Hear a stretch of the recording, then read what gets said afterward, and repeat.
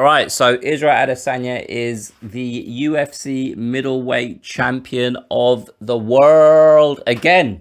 He is a two-time champion because he managed to exact revenge on his arch nemesis Alex Pereira via a brutal second round KO. UFC 287 turned out to be an all-round neat event. So let's talk about it. Before we do though, my name's Rahul J. Chand. This is the Battle Camp. Thank you very much for joining me. If you're new to the channel, please do consider subscribing.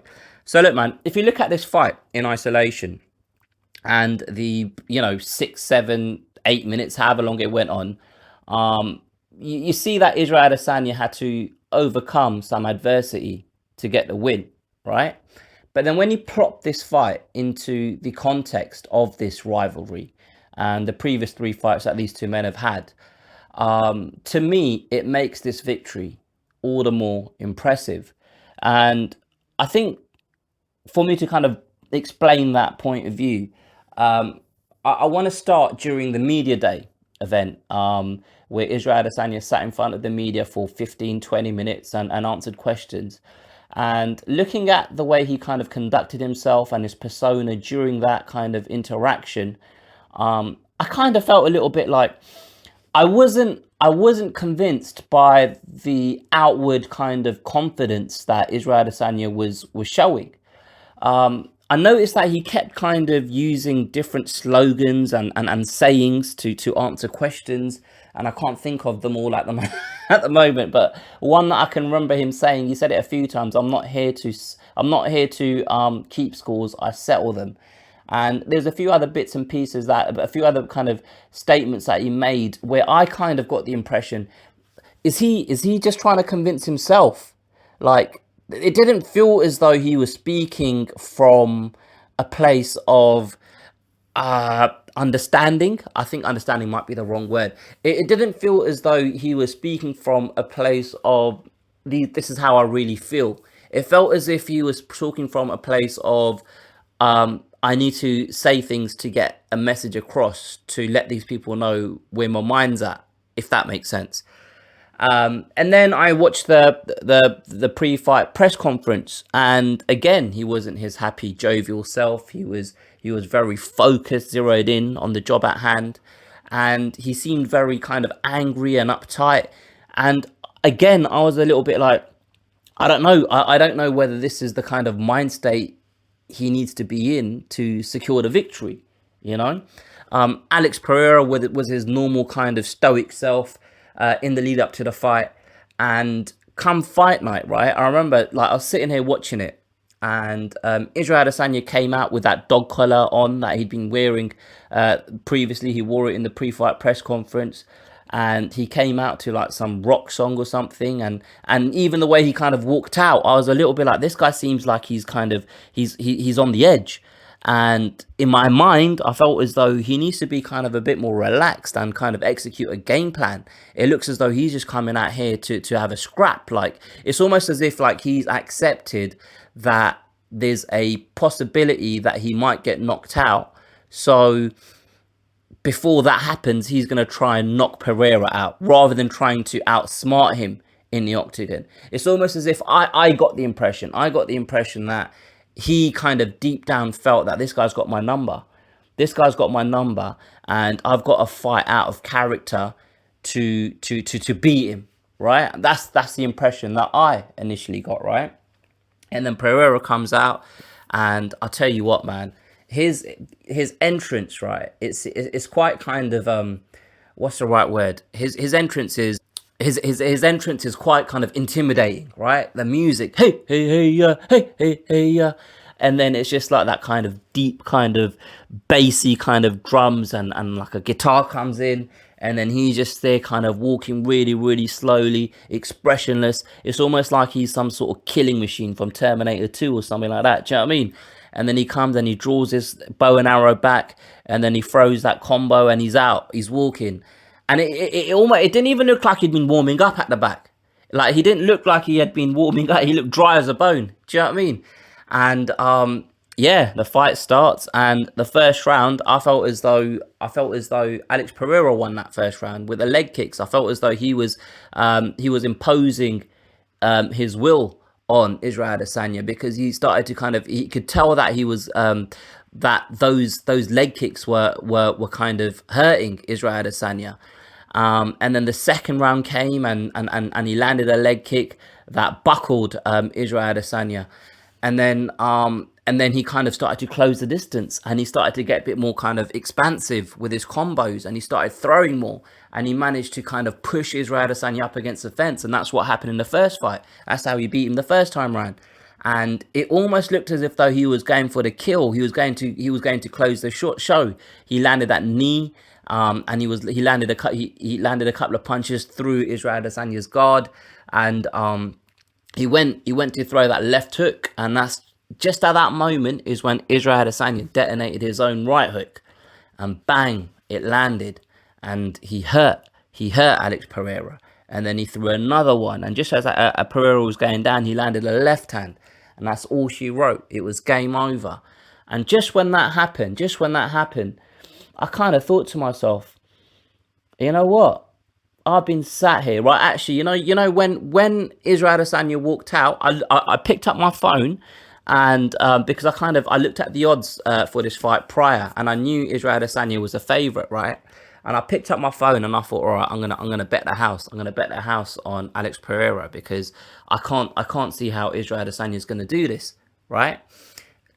And then I saw the odds, and they were so close together, it didn't really make any sense to bet on the fight, because the return wasn't big enough. So I just put my phone back down and thought, let's sit this one out, and let's just enjoy the fights, right? Or the fight, because obviously it was the main event.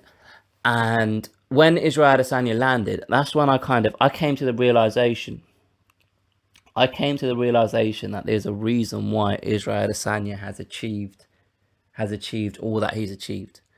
And all of those little kind of signs I was looking for in Israel Adesanya, a lack of confidence, a chink in the armor, a kind of trepidation, apprehension, all of that stuff that I was trying to find in what Israel Adesanya was saying prior to the fight. None of that existed. And the supreme confidence that Israel Adesanya was kind of displaying in all of his media engagements before the fight, that was true. That is how he genuinely felt. And to me, looking into it as a mere mortal, not as an elite fighter, thinking about it from my perspective, I just couldn't see how that could be possible. How can that be possible when you've lost 3 times to this guy? Fair enough, the first one was I've never seen it, but it was a decision where he felt as though he got robbed. Israel Adesanya, I'm talking about. But in the kickboxing match, the second one, I believe, he got knocked out. And then they had an MMA match in a domain where Israel Adesanya obviously had the more experience. He's obviously more well-rounded, and he gets beat again. He gets finished again. Like, looking at it from that perspective, to me, I just don't know how you can be as confident as Israel Adesanya was going into that fight. I honestly don't know. I thought he was trying to bluff us. I thought he was just trying to convince himself almost. And clearly he wasn't. And then at the time, like, especially like the way the fight ended, because that was as an assertive victory possible. That makes no sense the way I've said that. But the way that fight, like, you couldn't have ended the fight in a more emphatic way. Do you know what I mean? And the way he kind of celebrated when he drew his own bow and arrow and put 3 arrows in Alex Pereira, and then he went on to kind of seek out Pereira's son, and then did that face plant dive thing, kind of payback for his son as well. I've got to give it to Israel Adesanya. I've got to give it to him, because I've always enjoyed him as a fighter. I find it difficult to connect with him on some levels when I listen to him talk, because of his use of all of these kind of sayings and slogans and stuff like that. But you know what? If that's his personality, and that personality is what enables him to perform at this level, then who am I to knock it? Do you know what I mean? It's just like, I felt, right, sometimes in the fight game, you get these fighters that promoters kind of try to force us to believe are bigger stars than they are, right? It happened a lot with Deontay Wilder while he was kind of champion of the world before he fought Tyson Fury. And it happens often. And like, I just didn't see that kind of star quality in Israel Adesanya. I could see that he was a great fighter, but I don't know. I didn't see that kind of crossover appeal in him as an individual, as a personality. But he 100% showed that on fight night on Saturday night. A lot of talk about what's next for these guys. Dana White seemed adamant that Alex Pereira is probably going to move up to 205, and personally, I think that's not a bad shout, because there's still some kind of mystique around the guy, and what you don't necessarily want is him to come back in at middleweight having to fight someone that is a obviously top grappler, someone that can take the fight to the ground, like, for example, a Khamzat, who I'm going to come on to later, and get totally exposed. Currently, the 205 division isn't really on fire in terms of the different kind of the different fighters in that division that are kind of vying for the title, right? And he obviously has a size and frame to move up to 205 the way Israel Adesanya didn't when he moved up to 205, if that makes sense. So it's a sensible move for him to go up, and the UFC can match him in a favourable manner, where they put him up against a fighter that is a predominantly stand-up fighter. I don't know whether Yuri is going to be back soon enough to face Hill for the title, but it would kind of be good timing if that was to happen in the next few months, and then bam, all of a sudden Pereira is here ready to challenge Yuri, because that will be a mouth-watering fight. Personally, I would like to see these two fight again. I know that they fought 4 times already, but those 2 kickboxing fights, to me personally, don't count, because it's not the same sport, right? It's a totally different sport. And I feel as though both of them have both knocked each other out, and a third fight would be very interesting, in my opinion, given the fact that the middleweight division isn't really saying much. Israel's already beaten most of the people in the top 10, and the only other option, in my opinion, is Khamzat. Like, if they're not going to fight again, if they're not going to go for the trilogy, then it has to be Khamzat that fights Israel next, because there isn't another name that has put together a streak good enough to warrant a title shot. And I know Khamzat hasn't fought at middleweight or he hasn't had a meaningful fight at middleweight in the UFC, because he has fought there previously.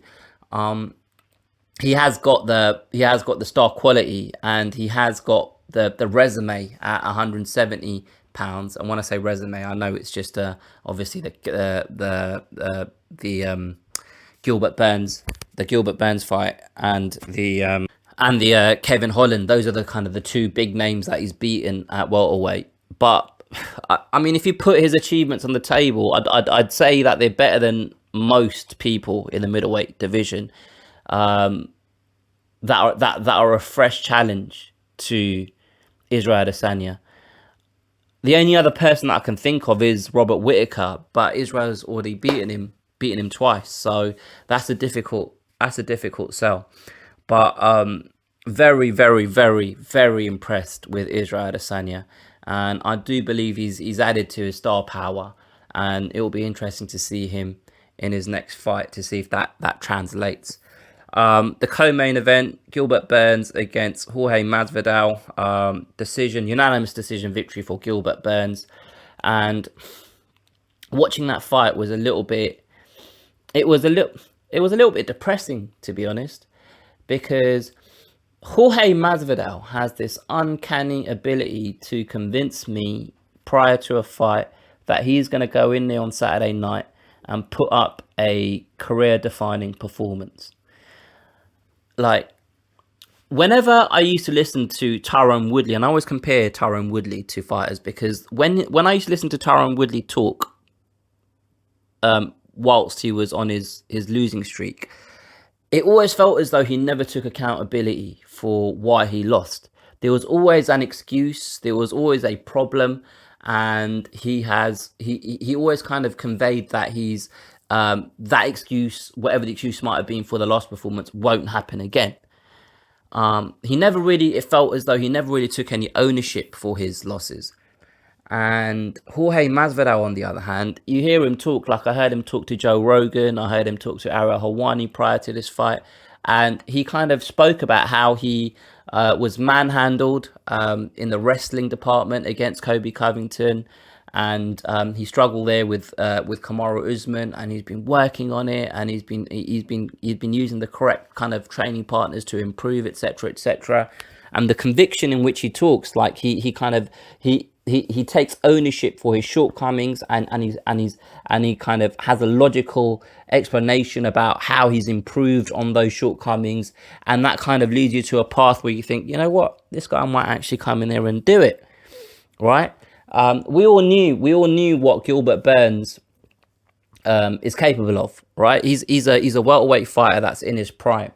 And I feel like even though he lost in that Khamzat fight, I feel like that's just actually added to his confidence. And he's had some big victories in the welterweight division, and he's definitely a top five welterweight, right? And previously, like, I'll be honest, like previously, I've kind of said, hold on a minute, why did he get this title shot against Kamaru Usman? Because if you look at the context of how that happened, it was a bit like, well, you don't really deserve it. You just got this title shot because they couldn't agree a deal with Jorge Masvidal in terms of his purse to fight Kamaru Usman. Do you know what I mean? But since that fight with Usman, the way he's been fighting against even Wonderboy Thompson, against Khamzat, like I mentioned, and then Neil Magny as well, like, he's shown his pedigree, right? So leading into this fight, it was a case of, do we believe Jorge Masvidal? Can he do it? And Gilbert Burns is a very difficult fight stylistically for Jorge Masvidal. And the thing that kind of slightly surprised me about this fight is Gilbert Burns, to me, is a man that grapples like an American wrestler. Like, you get these jiu-jitsu guys that are really, really good at BJJ, but they struggle to secure the takedown. They struggle to out-wrestle opponents when they're on their feet. They struggle to get the takedown. Gilbert Burns isn't one of those guys. He's very aggressive and strong, and he's able to do that. But he didn't even need to do that in this fight against Jorge Masvidal. He was lighting him up on the feet. And looking at Jorge Masvidal, he just looked slow. He looked off the pace. He looked a little bit kind of gun shy. It was almost like his body wasn't able to produce what his mind wanted him to. Do you know what I mean? And it was it just, like, I don't know, man. Like, I was all wrapped up in the Jorge Masvidal hype train, man. After that Ben Askren win, and obviously prior to that the Darren Till win, and the kind of the change in persona of Jorge Masvidal. But if you really, really kind of look at it, it whenever he's come up against an elite, whenever he's come up against a top 3, top 5 welterweight, he's come short. He's fallen short by a long distance, and this was another example of that. I'm kind of glad that he's retired. I'm kind of glad he's called it a day. And I enjoyed his the way he kind of announced it in the octagon, what he said. He acknowledges that he's not what he used to be. Perhaps he acknowledges the fact that he just never was good enough to be champion. And he's what is he, 36, 37, 38? How old is he? 1 second. He's 38, so he's not exactly a spring chicken. I'm glad he's kind of made a good living out of this, and he can kind of sail off into the sunset, because he's like the 1% of the 1% of MMA fighters when they call it a day. Not many of them can say that they don't have to work another day in their life because they're set. And that's a sad reality of the sport, really. So he may never have won a championship. He may never have been the UFC champion, but he's done something that majority of the champions haven't, and in the future won't be able to say that they've achieved, which is essentially financial freedom. Do you know what I mean?